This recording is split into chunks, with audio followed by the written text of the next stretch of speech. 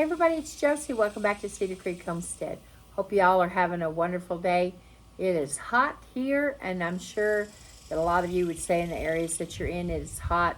And we were under heat advisories and supposed to be extremely hot for this foreseeable future.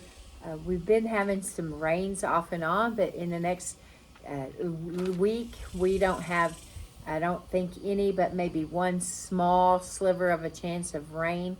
And we've been getting rains, and so the grass is in good shape as far as green. You might be able to see some of it back behind us. The grass is in good shape. The pastures are in good shape, but without rain, they won't stay that way. And we've been under some pretty intense pest pressure here with the grasshoppers. I haven't really had a whole lot of other pests besides ants, of course, but not a lot of other heavy pest issues. But the grasshoppers, and they have just simply ate up a lot of my garden. I still have some tomatoes and some peppers that are really looking pretty good. Of course, the tomatoes, they slow down when it gets hot like this and drop blossoms and things like that. But the plant themselves are still looking pretty good. The peppers are loaded. What peppers survived grasshoppers, they are doing pretty good. But the grasshoppers just ate the tops out, ate the leaves off of a lot of things. So we have had a big, heavy pest presence here this summer. They didn't bother the garlic. They didn't really bother the corn. It was the weather that got the corn. And this has not been really the best of our garden producing years. But we have had some things, and we're going to have fairly decent pepper crop, and pretty good on the tomatoes. And we'll see what happens with everything else now in the next week or so. This is the last of July, and so we'll be able to plant some things for a fall garden. And one of those, going to be putting in squash and zucchinis. And we have a long growing season, so our hope is that we can get those. It seems like I have better turnout with those if I get past the squash bugs and the squash borers and the problems that people have with those. And so I'll be putting in squash and zucchini, and of course lettuce and radishes and beets and turnips and all of the things that we still have time for here. There are some things, of course, peppers and tomatoes, unless we already had them started, it would be too hard and not enough time to start brand new things, I don't think, in my opinion. But we still have peppers and tomatoes, so we're gonna do what we can for a fall garden, and going forward, look forward to some more fresh eating out of the garden. So temperatures are running high in the natural, and temperatures are running high with individuals here in the country and around the world. And we talked a bit about that on our last video, and things have not changed. And in fact, things have been growing a little bit fussier, and people have gotten a little bit shorter fuses. And one thing that really brought this to my attention more so, and I see that I really want to continue talking about this with you, is some of the comments that you get on YouTube. Now, when you're a YouTube creator or Instagram or whatever platform you happen to be on, and you create content, you really open yourself up to people giving their opinions about you and asking questions about you. And sometimes those things are okay. Sometimes, people get a little bit too personal on their questions. And, in those cases, you either simply don't answer, or you just, politely let them know that, that's not something that you're really comfortable with answering. Sometimes people choose to allow themselves to be behind the scenes, they're not seen, and so they really take opportunity during those times to make their opinions known about you individually, you personally. Sometimes they attack your family, and those are not always pleasant. We know that there are lots of things that people will comment about you, your maybe your appearance or whatever the case may be. And believe me, I've had some of those comments, and you either choose to ignore them or you engage. Most times I choose to ignore them. I had some comments coming in from one person in particular in the last few weeks has begun to make comments. The comments that they're making have not been on videos that I have made or that Cheyenne have made. This person is making comments about things that Howie, my Howie, said when he was still living. Some of the videos that he made, and the first time I read one of the comments that this person made, I thought, well, maybe I'm just kind of misinterpreting what the person has said, because we all know that you can't read a person's tone, and a lot of mistakes are made sometimes, jumping to conclusions and assuming things because of that. And so I thought, well, perhaps it's just that I'm reading this wrong and I don't understand the tone of this comment, and I've got my feelings out there, and they don't really mean what it is that, or make it even sound like what I'm hearing in my head when I read the comment. So I didn't say anything. I let that one go. I wouldn't really have known how to respond to it in a positive way without asking a question of what the person meant. So then another comment came in, and you won't find these comments because I chose to, so then he made a comment on, or then they made a comment on another video that Howie had made even a year before he passed away.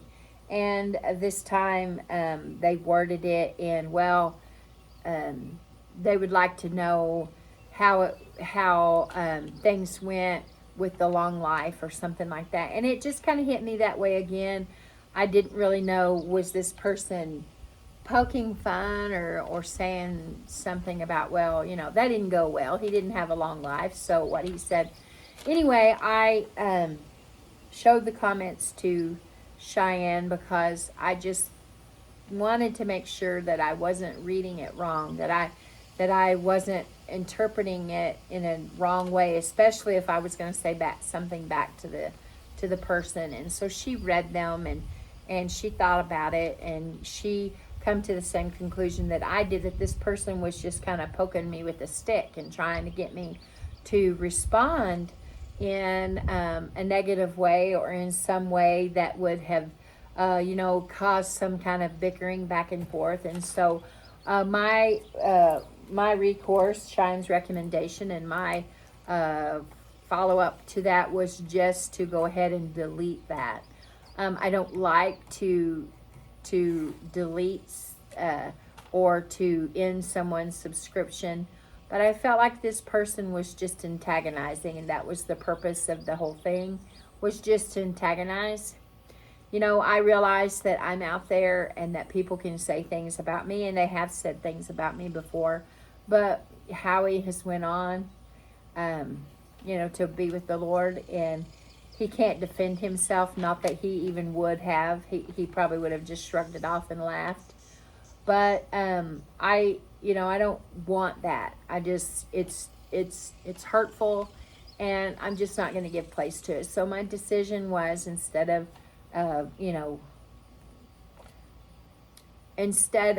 really, going back and forth with this person, I just decided to delete that and to get in front of the issue, the problem that we were having. So begin to think about how people are and the temperature that the country is in right now, and watch all the events that have been unfolding, the Olympics and the political field, and all of the different things, and the things that we're hearing people say about one another. And I thought, I think it bears a little bit of attention and maybe a little bit of addressing. So today I'm going to tell you a couple of stories, and I hope that they lighten your heart a little bit and make you see a bigger picture, and maybe that we need to lighten up a little bit. Now, politics is something that people can get really, really hot, really fast, and lose their tempers over. And we're seeing that all in this country. We're seeing people, accusing one another, pointing fingers at one another, regardless of what side of the political realm that you're on. Both sides are saying the other side is wrong, and they're the ones for the American people, and no, our side is for the American people. I wanted to tell you this little story about Howie. Now, my Howie, those of you that have been on the channel for a long time, you know that he had a sense of humor and he liked to laugh. He was a very good storyteller, and he was able to weave things in and make things interesting. He was a preacher, and so he was used to having to make things interweave and connect and make sense to people. And when we moved here, and it wasn't but just a few months, and they but I believe we moved here in 2008, and so that was the year, of course, of political presidential race was going on, like what it is right now, and everybody had their opinions, and people had yard signs out, and people had opinions and strong opinions about all the things that were going on in the country and who they were voting for. But in this particular area here, in this local area, there was some things going on with the school. Now, we live in the county, but we vote. We actually live in one county, but our local school, is in another county, and so we vote, of course, school board and that kind of things. We get to vote for that.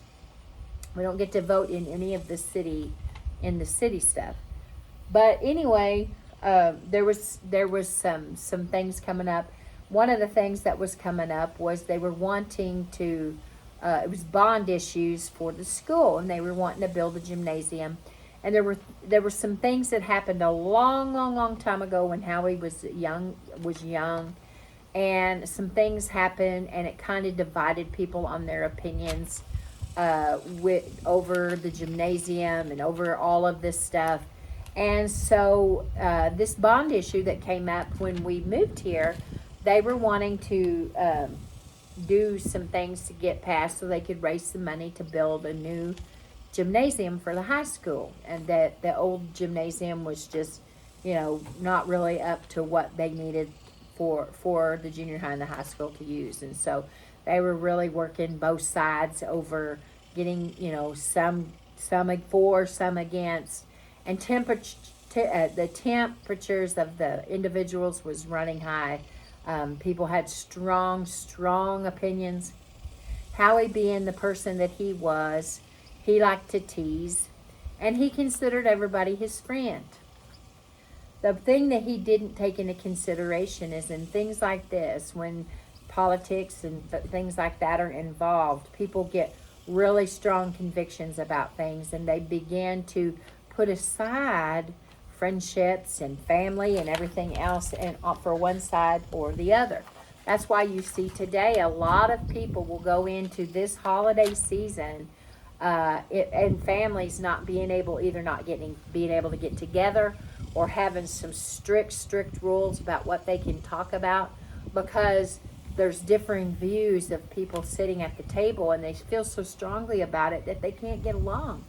And so Howie, being the type of person that he was, and considering everybody his friend, that he was a jokester and he liked to carry on, he come home one night. He was on the fire department, and he'd been out. It seems like he had went out to a call, and it was kind of rainy, and he come in and he was laughing. I was already in bed, and he was laughing, and I said, "What in the world It's so funny.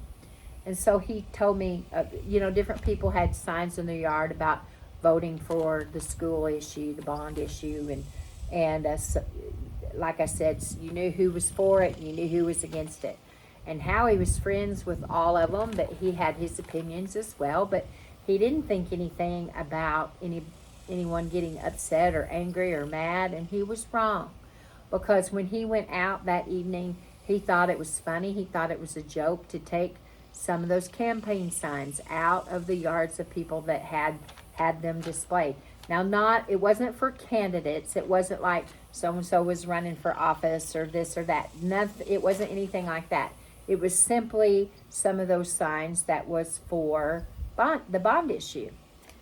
So when he told me what he had done, and he saw no problem with it at all, he was like, oh, these people have been my friends for years, and we've always done things back and forth to each other, and we've always laughed it off. And I told him then, I said, Howie, people are too hot about this situation, and it's going to lead to trouble. So the next morning he got up, and he was to take some of the signs that he took back. And it just so happened that the bank, Howie's truck showed up on the cameras at the bank, and there was different signs. Howie was not the only one that had taken signs. There was others that took signs, maliciously took signs, and before you knew it, it had turned into a hot button issue, and these people were angry at Howie. People that Howie had known for years and years and years and been friends with his. They were suddenly angry at him, and he was in trouble with the law, and he had to get a lawyer, had to go to court. He was ordered to pay for all of the signs, even though he didn't take all the signs. He had to pay for all of the signs that people were claiming had disappeared, and he got in trouble. Didn't have to go to jail or anything like that, but thankfully the judge had mercy on him, and he paid the fine, and there was some other things he had to do, and then later his record was expunged, and he kept those papers, he kept those records, and they're still in our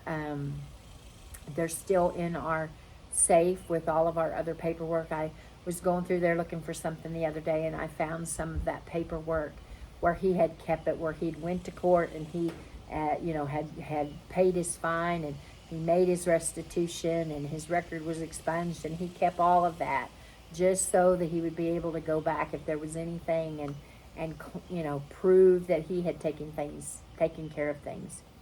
But I thought about him and his innocence, and how it got so blown out of proportion, and so people were so hot about all of this stuff. And that's exactly the way it is today, that people that normally you would never have expected any kind of ill thoughts or misbehavior or ugly words or anything. When you put something like this into the mix, you don't really know what to expect. And that's where we are today. I caution people to remember that we love each other, and remember that united we stand. I feel like there are those that will take advantage of a situation, and even in like Howie's situation, there were those that saw an opportunity to make things worse than they were, and to rattle a bunch of cages that didn't need to be rattled. Today, they're doing that with getting us to believe that there is, to pit one side against another, and that those that have a differing opinion than what you have, that they're your enemy. And I'd caution you not to fall for that. Just because someone has a different opinion doesn't mean that they're your enemy. Now, like I've said in the last video, there are things that I am an absolute staunch believer in, with my faith, with my my relationship with Jesus, that I won't cave on those things. I won't give on those things. But I am also mature enough to realize that sometimes I maybe don't understand a situation fully, or I don't I'm not quite interpreting something correctly. But that also means that the other side is that way too. And there has to be give and take with both sides. There has to be, there has to be a place where we say we're going to treat each other. We may have differing opinions. We may have differing styles. We may have different ways that we deliver something, but we're going to agree that even though we disagree, we still are members of America. We're still, American citizens, and we still love this country, and we want to see the country succeed at the best of the country. And I would challenge you to don't let yourself get baited into any kind of hateful and bitter and dangerous rhetoric or behavior. We can disagree without trying to burn one another down. We can disagree without trying to destroy one another and taking one another out. We can have people that we want, one side want one president and one want someone totally different. And we can still come together and agree and be hospitable towards one another and still be members of the same country and want the best for the country, even though we want different leaders. Now, yesterday was a very challenging day here at Cedar Creek. The boys were filling their Cheerios, Rowdy and Howie. And every time you turned around, they were fighting over something. Now, all along it has been that Howie has been the stronger of the two because he is older and Rowdy would give in to him. But lately, Rowdy has been starting to fight back just a little bit and stand up for himself a little. And Howie doesn't like that. And Rowdy doesn't like being, Howie to be his boss either. And so it was challenge after challenge yesterday. And they took their naps or they went to take their naps. They emptied everything out of their dresser drawer onto the floor. And they had their mattresses pulled off their toddler beds and just all kinds of stuff. And so after nap time, Cheyenne and I went in there and we had to, direct traffic, so to speak, and get laundry put back up and get beds remade and get all this stuff done before Daddy got home. And the boys just fought. And they were just at each other, and you had to put them in their separate corners, and here they would come again. And then Howie went to the kitchen, and we have a dear friend, Miss Dana, and she sends things to our family. She's adopted us, and we appreciate the things that she does. And one of the things that she had sent to the boys were these little peanut butter cups, these little Jif, not candy, but little cups of peanut butter. And the boys like those. They take the tops off of those, and they like to sit down and eat them for a treat. And so he went and got him one. He got Rowdy one, brought spoons to him. And the next thing you know, they're sitting down right beside each other. They've got the tops peeled off, and they're eating and enjoying their peanut butter, and they're the best of friends. And I thought, peanut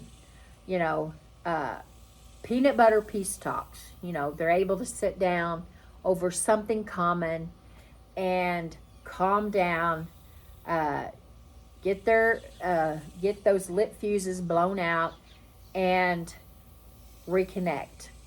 And I thought, what better example could I give you guys than to have a peanut butter peace talk? Something that would draw opposing parties together to say it's not really that bad, and be able to solve things over peanut butter or whatever it took, a barbecue, or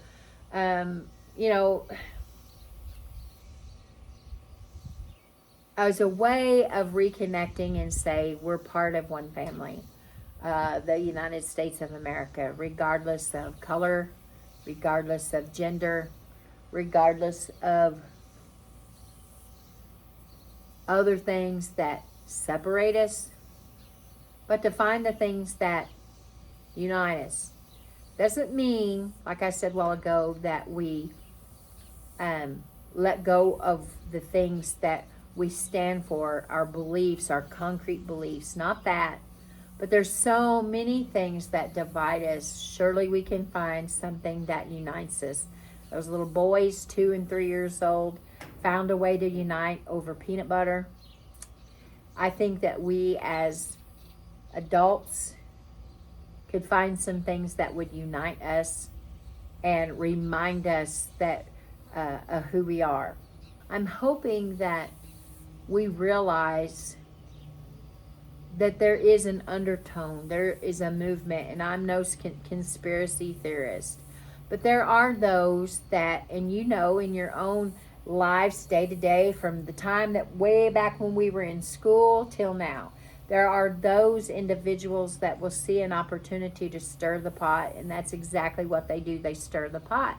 And those individuals are still out there. They're still seeing opportunity. They hear somebody say something and they run with it. And they say, this is what this person said and this is what they meant.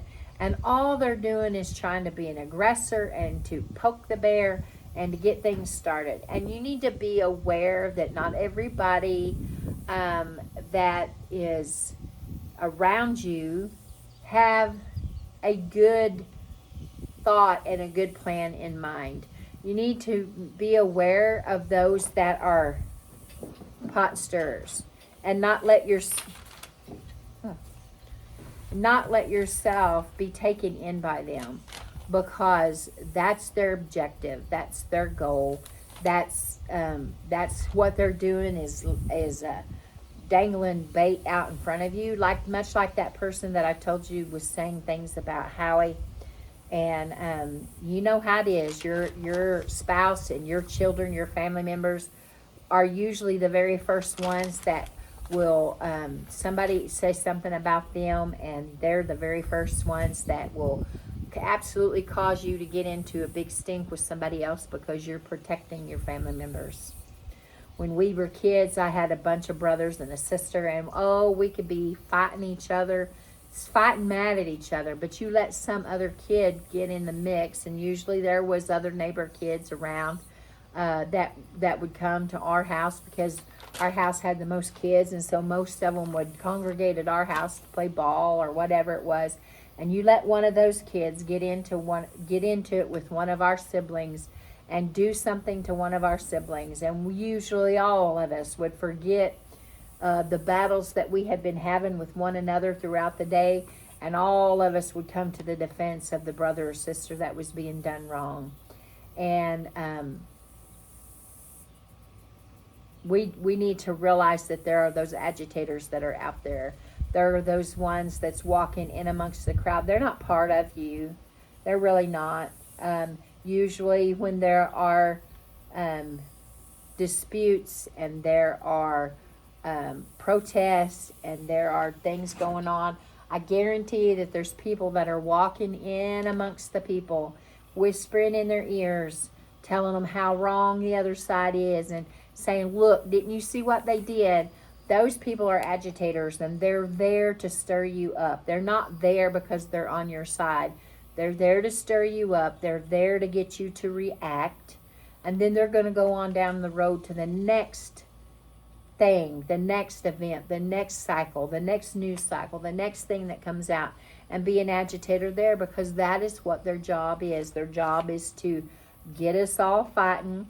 It's like throwing a rock at a wasp nest, and Blade did that when he was a little boy. I was on the phone talking to my aunt, and all of a sudden I heard crashing glass, and a big rock came through my bedroom window. I go outside to check on Blade, and he had thrown a rock at a wasp nest, and luckily he did break the window, but he missed the wasp nest, because it could have turned into a horrible thing for him if he'd hit that nest. A friend of mine his tractor, smokestack on his tractor hit a hornet's nest, and those hornets were everywhere, and they were out to get him. And so that's what those agitators are out there for. They're looking for those weak points. They're looking for those points of entry. And that's what the person was that I started out this video talking about. They were looking for a point of entry. They were looking for a way to stir and to agitate. And you have to check yourself. Check yourself. And don't allow yourself to be baited. Don't allow yourself to be drug into something. Though there are those that just are natural born drama lovers. And they love drama. They love stirring things up. And you can't hardly be a pot stirrer without getting some of it on you. And just be aware of those individuals. Be aware of those that are around you that are out to destroy. Now we combat that by remembering to love our neighbors as we love ourselves. And although there are disagreements and there are things that we just absolutely cannot tolerate because of our belief system, it still doesn't mean that we hate that person or those persons. That we have to love them, and we have to do the best that we can to be positive and point them in the right direction. Guys, it is really hot out here, and I'm going to head back in. This is Wednesday, so church tonight. I got to help Cheyenne get dinner on the table. And I hope that I've said something that encourages your hearts today. It calms the mood just a little bit. Maybe you would enjoy hearing Howie's story of how, boy, they got so mad at him. Bless his little heart. And I could just imagine going to court and being afraid, never been in trouble before, going to court and being charged with something that he did out of silliness. But that just cautions us that even those little things, when temperatures are rising, even the little things sometimes can set them off. And so we need to do our best not to be a button pusher, not to be a bear poker, but to be loving and kind. Till next time, guys, this is Josie. I love you guys, I really do. Keep looking well to the ways of your household. And until next time, hopefully next time it'll be a little bit cooler, but I'm not expecting it. We're just getting into August. Until next time, guys, we're gone.